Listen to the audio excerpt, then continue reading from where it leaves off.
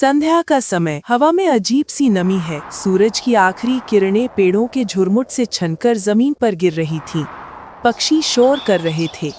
एक टूटी हुई लकड़ी की तख्ती दिखाई देती है जिस पर लिखा था, कालवन, यहाँ प्रवेश वर्जित है।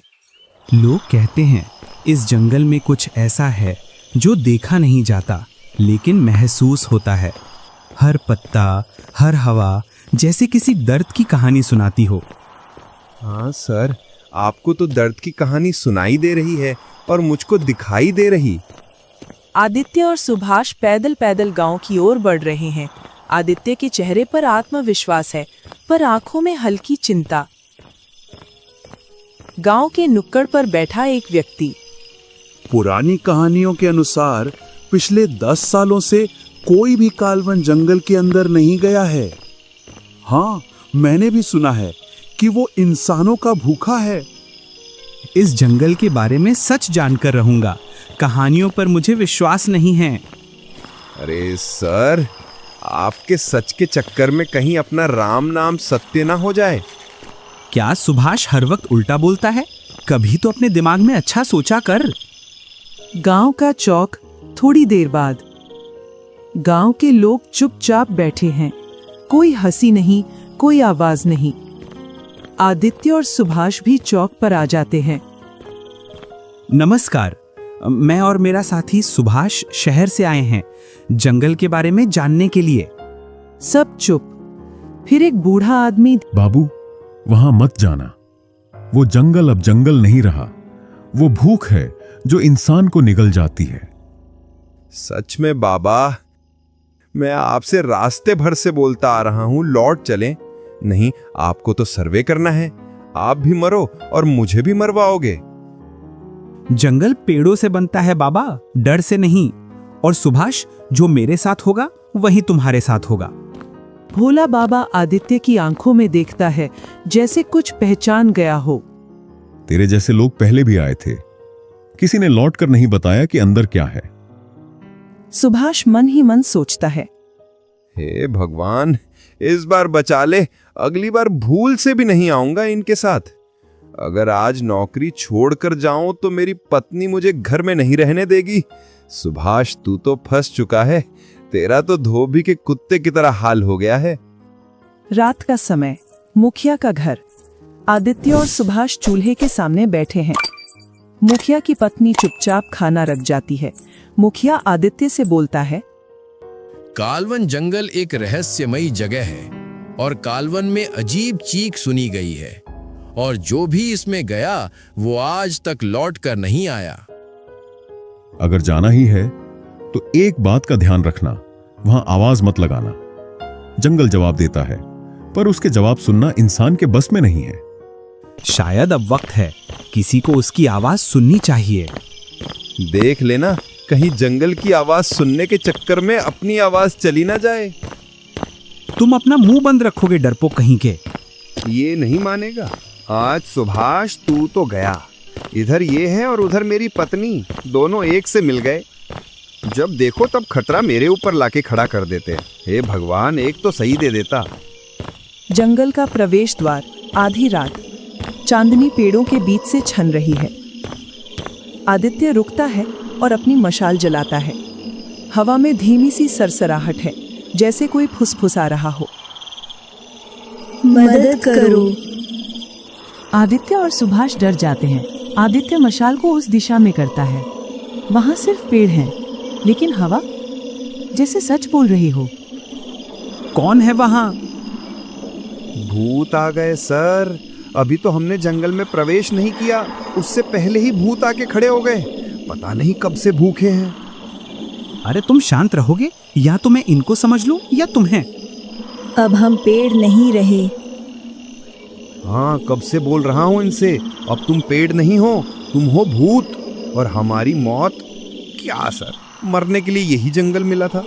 अपने घर वालों को अपनी हड्डी भी ना मिलेगी यहाँ पर। तुम्हें जान प्यारी है या नौकरी? अब अगर तुमने एक शब्द भी बोला तो तुम्हें नौकरी से भगा दूंगा। वो चौंक जाता है। चारों ओर हवा चल रही है और उसकी सांसें तेज हो रही हैं। आदित्य और सुभाष जंगल की सीमा लांघते हैं। जैसे ही वो कदम रखता है तो जंगल में हवा थम जाती है, मानो जैसे पूरा जंगल कुछ समय के लिए सांस रोक लेता है। कालवन, आधी रात, घना अंधकार, हवा ठहरी हुई। आदित्य की मशाल की रोशनी पेड़ों के तनों से फिसल रही थी। हर तनों आदित्य से कुछ कहना चाहता हो, ऐसे दिख रहे हैं। इतना शांत जंगल, जैसे सब कुछ देख रहा हो। वो वहीं एक पेड़ के पास बैठ जाता है। पेड़ों के बीच से किसी के चलने की आवाज आती है। कौन है वहाँ? आदित्य अपने बैग से नक्शा निकालता है। नक्शे पर लाल निशान को देखता है, जहाँ पिछले 5 सालों में 17 लोग लापता हुए हैं। सिर्फ अफवाह नहीं हो सकती, यहाँ कोई तो राज है। आदित्य उठता है, मशाल लेकर अपने आसपास देखता है। चांद बादलों में छिपा हुआ है। पेड़ों के बीच हल्की धुंध छा रही है। जमीन पर सूखे पत्ते और उनके बीच कुछ चमकता है, एक लाल कपड़े का टुकड़ा। आदित्य झुककर उसे उठाता है। किसका है ये? तुमने ये कपड़ा उठा लिया, जरूर ये भूत का है। अब हम उसके गुलाम बन गए। लौट जाओ, वो तुम्हें नहीं छोड़ेगा। सर, आ गई कपड़े वाली, अब ये हमें उठाकर ले जाएगी। वो चारों ओर मशाल घुमाता है। एक पल को ऐसा लगता है जैसे पेड़ों के बीच किसी की आकृति खड़ी हो, लंबे बाल और काली छाया। आ गई, चलने के लिए तैयार हो जाइए। किधर आ गई? और जैसे ही उस पर मशाल की रोशनी पड़ती है, वो गायब हो जाता है। आदित्य कांपते हुए हाथों से पानी पीता है, फिर नक्शा खोलकर देखता है। उसमें पीछे की तरफ चेतावनी लिखी थी, रात के समय में काल वन में रुकना खतरनाक है। सर, इस नक्शा को पहले ही निकाल कर देख लेते। इस चेतावनी को देखकर हम रात में यहाँ नहीं आते। सामने कीजिए अपनी मशाल। फिर से वही आवाज। आदित्य, हमारी सांसें खत्म हो रही हैं। आदित्य की आंखें फैल जाती हैं। वो मशाल लेकर अपने चारों ओर देखता है। वाह सर, ये जंगल तो आपको जानता है, ये आपका नाम ले रहा है। हाँ, ये मेरी बीवी है, इसलिए मेरा नाम ले रही है। पहले से डरा हुआ हूँ, तू और डरा दे मुझे। जैसे जैसे आगे बढ़ता जाता है, आवाज उतनी ही साफ होती जाती है। काट दिया, सब काट दिया, अब हमें कौन सुनेगा? आदित्य रुकता है। सामने एक पुराना बरगद का कटा हुआ तना, लेकिन उसमें से हल्की रोशनी चमक रही थी। इसे मत छूना। मैंने सुना है ऐसे पेड़ों में अंदरूनी शक्तियां होती हैं। अगर आप इसे छुओगे तो ये आपको अंदर की ओर खींच लेगा। वो घुटनों के बल बैठकर उसे छूता है। मैं सुन रहा हूँ, बताओ क्या हुआ था? गए सर, हो गया इसका तांडव शुरू। अचानक बिजली चमकती है। इतना देख सुभाष वहां से भाग निकलता है और बरगद का तना बोलता है, काट रही हैं मजदूरों की कुल्हाड़ियां और पेड़ों की टहनियां जल रही हैं। वो मशाल बुझाता है और आंखें बंद कर लेता है। लेकिन अब मुझे डर नहीं, बल्कि मुझे दर्द महसूस हो रहा है। हमसे लिया गया हमें लौटाओ, तब शायद हम तुम्हें माफ करें। वो धीरे धीरे सिर हिलाता है। मैं लौटाऊंगा, वादा है। कुछ देर बाद आदित्य जंगल से निकलकर गांव की ओर चल देता है। चेहरे पर नींद नहीं, लेकिन आंखों में जिज्ञासा है। वह भोला बाबा की झोपड़ी के पास पहुंच जाता है।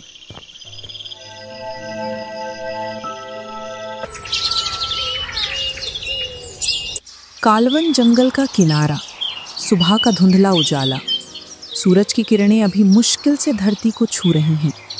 पेड़ों के बीच से हल्की रोशनी आ रही थी।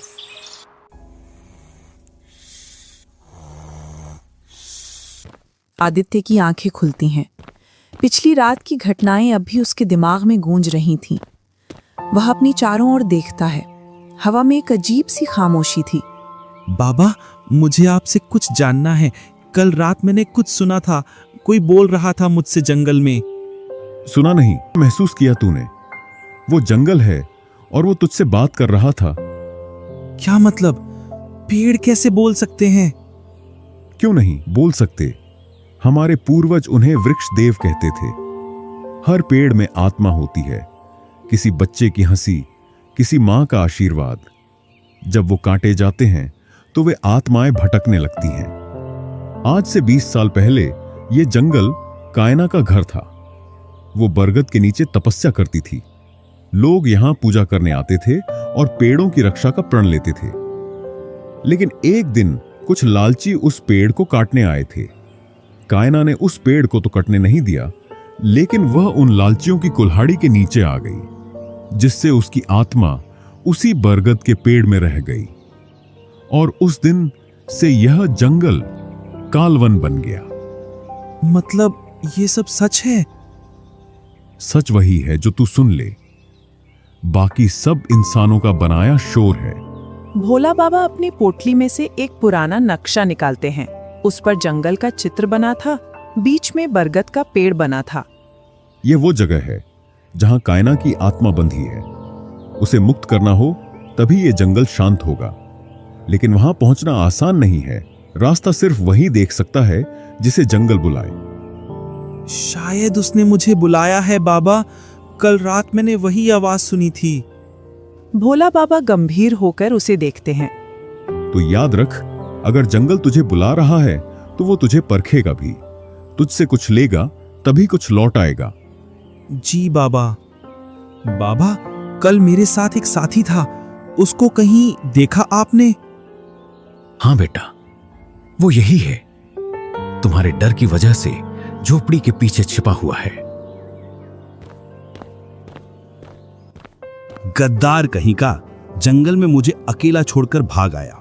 आज और अभी मुझे पत्र लिखकर दे कि मैं नौकरी छोड़ रहा हूं। अरे सर, ऐसा मत करना। मेरे 2 छोटे छोटे बच्चे हैं, उनका भरण पोषण कैसे होगा? आगे मैं तुम्हें छोड़कर नहीं भागूंगा। ध्यान रखना, अगर तूने आज रात गद्दारी की ना तो बिना पूछे और बिना पत्र के तुझे नौकरी से निकाल दूंगा। याद रखना, जब जंगल से आवाज आए तो जवाब देने से पहले खुद से पूछना, क्या तू जवाब देने को तैयार है? जी बाबा। फिर शाम को आदित्य और सुभाष जंगल की ओर चल देते हैं। आदित्य और सुभाष जंगल में पहली रात वाली जगह पर पहुंच जाते हैं। आदित्य और सुभाष बाबा के नक्शे के अनुसार जंगल में आगे बढ़ते हैं। इतना सन्नाटा, जैसे कोई इंतजार कर रहा हो। हाँ सर, मुझे भी यही लग रहा है, हमारा कोई इंतजार कर रहा है। सर, एक बात पूछूं, बुरा ना मानो तो? हाँ पूछो। आप रात में ही क्यों जंगल आते हो, दिन में क्यों नहीं? जिस काम के लिए हम आए हैं वो रात में ही होगा, और अगर दिन में जंगल में आएंगे तो हम किसी न किसी जानवर का नाश्ता या भोजन बन जाएंगे। ये किसी जानवर से कम है क्या? पता नहीं कहाँ कहाँ से आवाज आती है, आधी जान अलग में रखी है। तभी सुभाष को भेड़ियों का एक झुंड आता हुआ दिखाई देता है। सर, दिन में ही क्या? लगता है आज रात में ही किसी का भोजन बनेंगे। नींद में हो क्या? क्या बोल रहे हो? बोल नहीं रहा हूँ, सामने देखिए और अपने कदमों को तेजी से बढ़ाइए। अबे भागने की बोल, भाग भाग भाग। लगता है आज तो नहीं बचने वाले, कल तो बच गए थे। तुम्हारा हाथ बढ़ाओ। क्यों?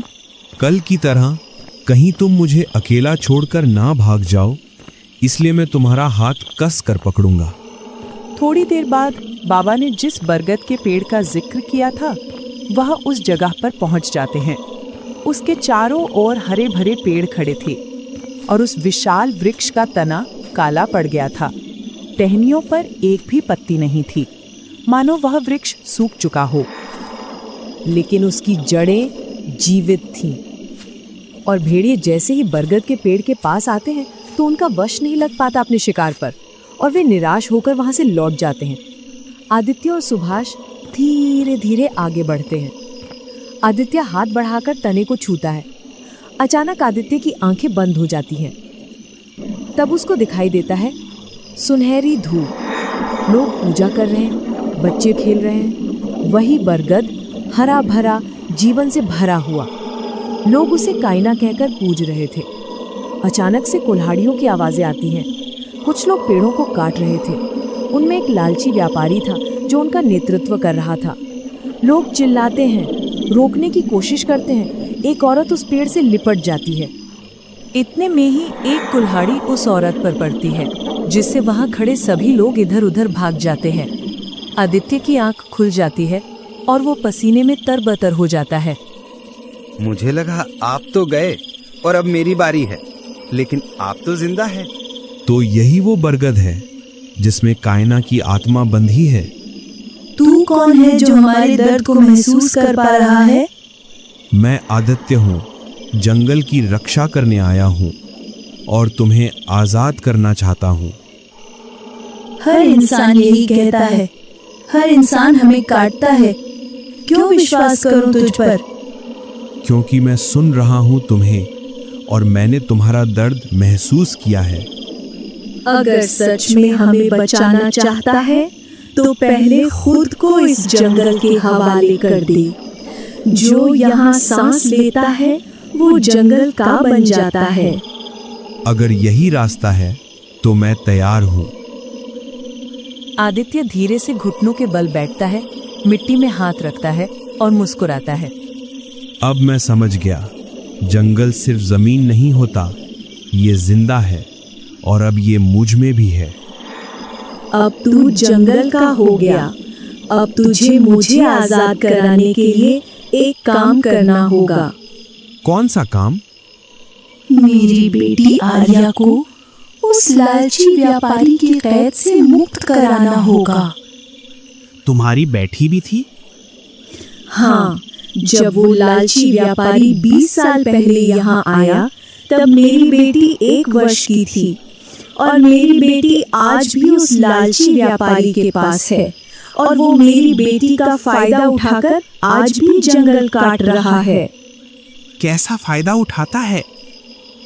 वो जब भी जंगल काटने आता है तो मैं उसे रोक नहीं पाती, क्योंकि हर बार मेरी बेटी को मारने की धमकी देता है, जिससे माँ की ममता उसे रोक नहीं पाती।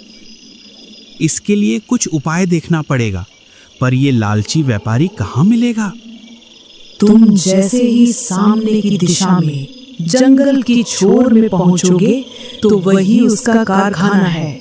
उसी कारखाने में मेरी बेटी को कैदी बनाकर रखा गया है। लेकिन आर्या को निकालने का कोई उपाय बताओ। तुम वहां बावर्ची बनकर जाना और उस पेड़ में जो सुनहरी बेल दिख रही है उसकी पत्तियां तोड़कर ले जाओ, जिन्हें तुम उनके भोजन में मिला देना, जिससे सारे मजदूर और वो लालची व्यापारी बेहोश हो जाएंगे। आदित्य बेल में से पत्तियां तोड़कर अपने बैग में रख लेता है और वो दोनों लकड़ियों के कारखाने की ओर चल देते हैं।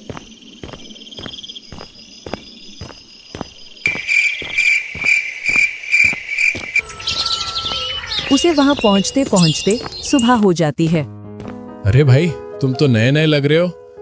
अभी आए हो क्या कारखाने में? क्या काम करने के लिए आए हो भैया? हाँ भाई, अभी आए हैं काम की तलाश में। हमें तो भैया सिर्फ भोजन बनाना आता है, अगर वही काम मिल जाता तो बहुत अच्छा होता। ये तो बढ़िया है भैया, बहुत दिनों से यहाँ कोई बावर्ची नहीं था, अब खाना मिलेगा बना हुआ। बस भैया एक बार सेठ जी से मिलवा दो, काम की बात कर लेते दोनों भाइयों की। वो सामने बैठे, जाकर मिल लो। दोनों लालची व्यापारी के पास पहुंच जाते हैं। अरे भाई आओ, हमें तो बावर्ची की सख्त जरूरत है। बताओ क्या खर्चा पानी लोगे? बस सेठ जी, आप तो 2 समय का खाना दे देना और थोड़े बहुत कुछ पैसे दे देना। चलो ठीक है, तुम्हें तुम्हारे खाने के अनुसार पैसे मिलेंगे। आज शाम का खाना बनाकर सभी लोगों को खिलाओगे। अगर तुम्हारा बना हुआ भोजन अच्छा लगा तो हम तुम्हें रख लेंगे। अरे सेठ, बस अब आप मेरा कमाल देखिए, ऐसा खाना बनाकर खिलाएंगे कि आप 2 दिनों तक खाना नहीं मांगोगे। चलिए तो अपने काम में लग जाइए, हम भी देखते हैं आप कैसा भोजन बनाते हैं। आदित्य और सुभ्राश अपने काम में लग जाते हैं और सभी के लिए खाना बनाकर तैयार कर लेते हैं। वो उन पत्तियों का रस उस खाने में निचोड़ देता है। शाम का समय हो जाता है, सभी लोग खाने में व्यस्त हो जाते हैं। अरे भाई, तुम सही बोल रहे थे, तुमने बहुत ही स्वादिष्ट खाना बनाया है। चलो हो गया काम, अब 2 दिनों तक आराम करो जब तक हम अपना काम कर लेते हैं। तुम यहीं रुकना, देखते रहना कोई आ न जाए। आदित्य आर्या को ढूंढने में लग जाता है। थोड़ी देर बाद आर्या आदित्य को एक बंद कमरे में नजर आती है। चलो मैं तुम्हें लेने आया हूँ। कौन हो तुम और यहाँ क्यों आए हो? मैं तुम्हें इस व्यापारी की जेल से आजाद कराने आया हूँ। नहीं, अगर मैं यहाँ से निकली तो वो मुझे और मेरी माँ को मार देगा। कोई तुम्हारा और तुम्हारी माँ का कुछ नहीं करेगा। मैंने सभी को नींद की दवा खाना में मिलाकर दे दी, जिससे सभी लोग 2 दिन बाद होश में आएंगे। मैं तुम पर कैसे विश्वास करूं कि तुम मेरी रक्षा करोगे? तुम्हारा नाम आर्या है और तुम्हारी माँ का नाम कायना है, जो जंगल में बरगद के पेड़ के पास तुम्हारा इंतजार कर रही है। इतना सुन आर्या आदित्य के साथ हो जाती है।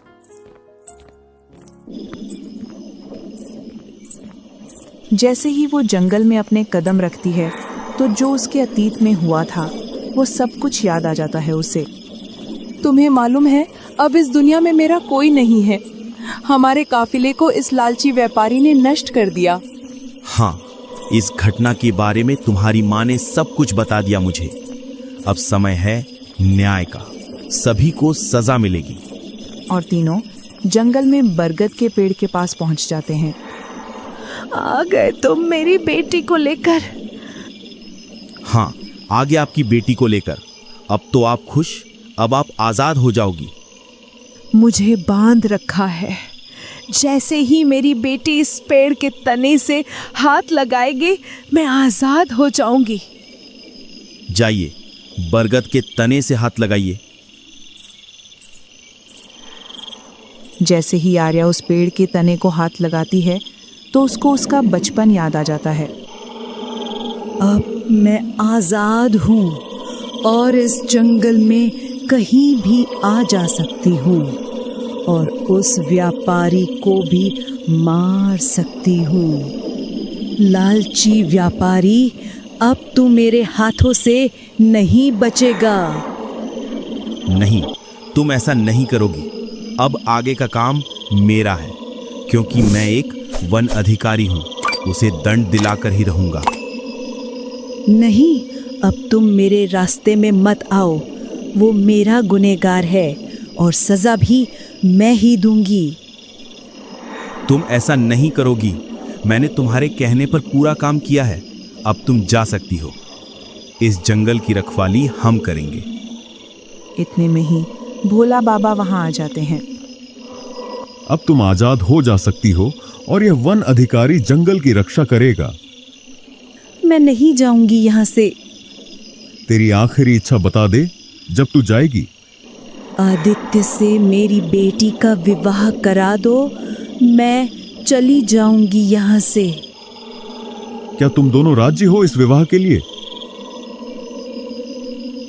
हाँ, लेकिन अभी मैं विवाह नहीं करूंगा। विवाह तब करूंगा जब उस लालची व्यापारी को जेल में डाल दूं। हाँ, मुझे भी मंजूर है। अब तो तुम्हारी आखिरी इच्छा पूरी हो गई। हाँ, अब मेरी आत्मा को संतुष्टि मिल गई। अब मैं परमात्मा में विलीन हो रही हूँ। सर, आपकी तो चांदी ही चांदी हो गई। इधर से बीबी मिल गई और उधर से सरकार की तरफ से इनाम। इसे ही कहते हैं एक तीर से 2 निशान। तब से लेकर आज तक काल वन में कायना की आवाज नहीं आती है, लेकिन अब कोई भी व्यापारी डर की वजह से कालवन की ओर नहीं बढ़ता है।